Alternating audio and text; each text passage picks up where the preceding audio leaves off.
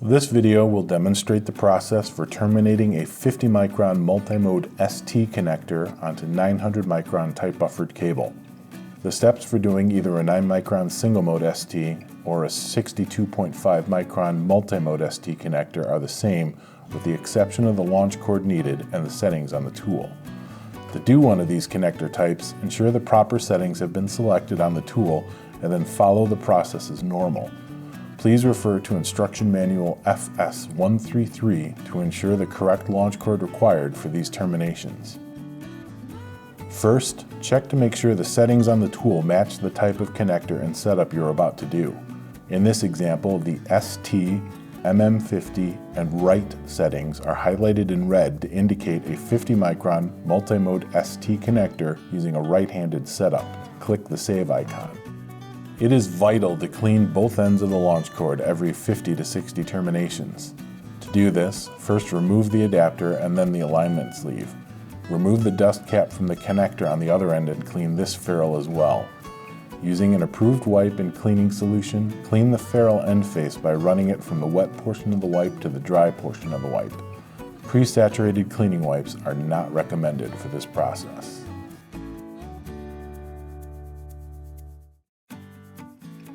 Replace the alignment sleeve, checking to make sure it is not cracked or chipped. Finally, replace the adapter, making sure it is hand tight. Insert the LC connector into the port on the top of the tool. Make sure the ST cradle is on the tool and in the proper position with the cam fin pointing up.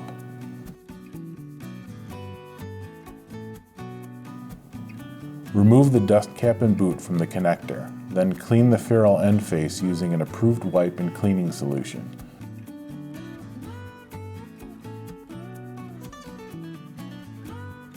Insert the connector into the cradle, making sure the cam fin is pointing up, the tab on the connector lines up with the guide on the cradle, and the flat sides of the backbone are parallel to the tool.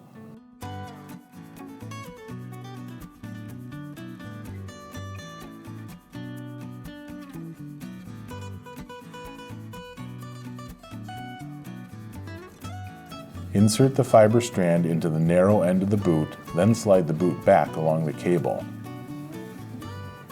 Using the SC-ST template cards provided with every OptiCam kit, make a stripping mark on the buffer at 1.18 inches or 30 millimeters from the end of the fiber strand. Make an insertion mark on the buffer 0.43 inches or 11 millimeters to the left of the stripping mark. In short increments, strip the buffer and acrylate down to bare fiber, all the way to the strip mark on the buffer.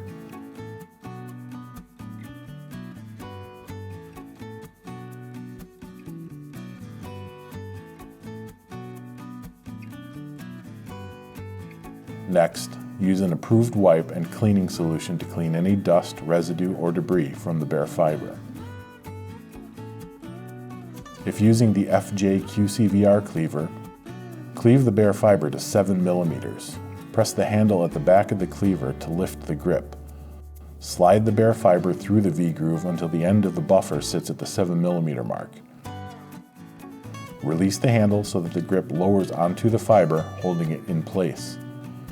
Keeping the fiber taut, gently depress the blade onto the fiber once and only once to score the fiber. Finally, gently bend the tongue until the fiber snaps. Using the SC-ST template card, verify that the cleaved fiber is 7 millimeters long. If using the FSP CVR cleaver, open the lid and then press the silver metal square found on the right side of the cleaver until the blade locks in place on the far left side of the cleave area. Advance the fiber in the rightmost groove until the end of the buffer sits at the front edge of the black pad, which is aligned to the 7 millimeter mark on the right.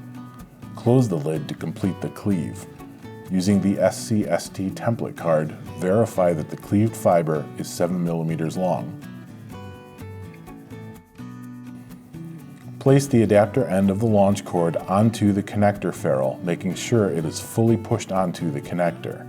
With the black arrow on the bottom right of the tool screen highlighted, click the black button on the tool to perform the background test to begin the process. After a brief moment, the tool should move to the Insert Fiber screen. If the tool presents a Check Failed message, follow the troubleshooting steps. Once the screen reads Insert Fiber, insert the fiber into the connector, ensuring that the fiber goes into the insertion tube at the back of the connector. Make sure you are following laser safety protocols, such as not looking directly into the rear of the connector as you line up the fiber with the insertion tube. There is a laser present and activated, though it is not visible. Advance the fiber until it stops, indicating it is mated with the fiber inside the connector. The insertion mark on the buffer should line up with the back part of the connector, and the screen should switch to a cam and test message.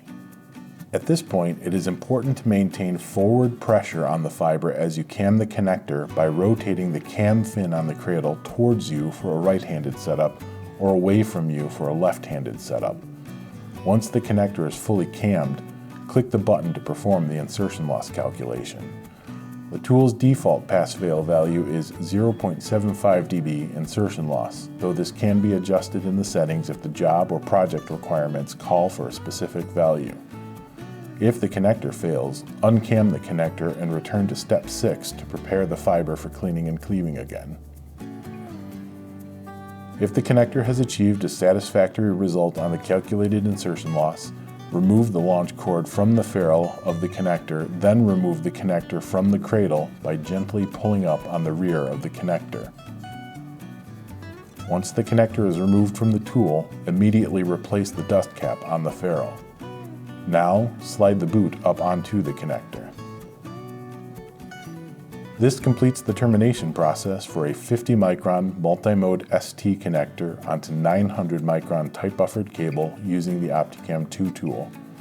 For instructions and additional parts required for termination onto 2 or 3 mm cable or 250 micron loose tube fiber with a buildup, please refer to the full instruction manual for OptiCam 2, document FS133, available on Panduit.com.